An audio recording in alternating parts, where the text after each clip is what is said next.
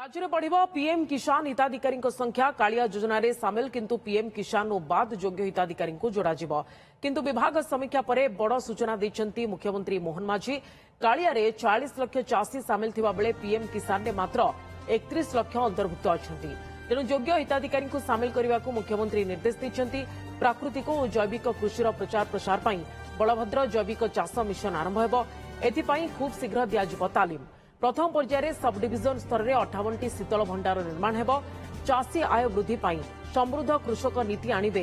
सरकार उत्पादन ठारू मार्केटिंग जाए कार्य खसड़ा प्रस्तुत करी यहां चूड़ांत करने को अधिकारी निर्देश देते मुख्यमंत्री एसह बीजेपी संकल्प पत्र कृषि विषय बिंदु पर आलोचना होईछि प्रथम थर कृषि भवन जाई समीक्षा करथिले मुख्यमंत्री मोहन माझी प्रथमे कृषि भवन परिसर में वृक्षरोपण करने सहित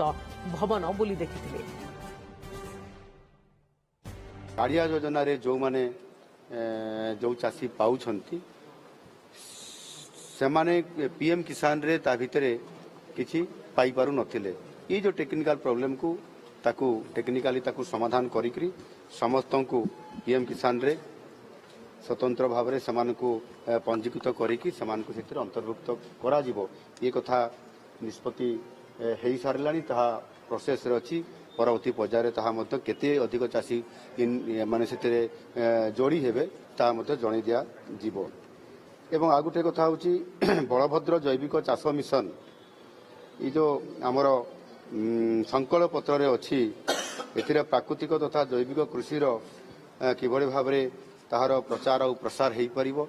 एवं ताहा हेबा द्वारा आमर जो जैविक कृषि उन्नति केमती बढ़ी पारिबो ताकू प्राधान्य दिया जाउ आमर जो 58टी सब डिविजन अछि ओडिसा रे गोटे गोटे सब डिविजन स्तर रे शीतल भंडार प्रतिष्ठा करा जिवो ए कथा आमर डेप्यूटी सीएम महाशय बा एग्रीकल्चर मिनिस्टर ताकू ए बाबद रिव्यू करथिले।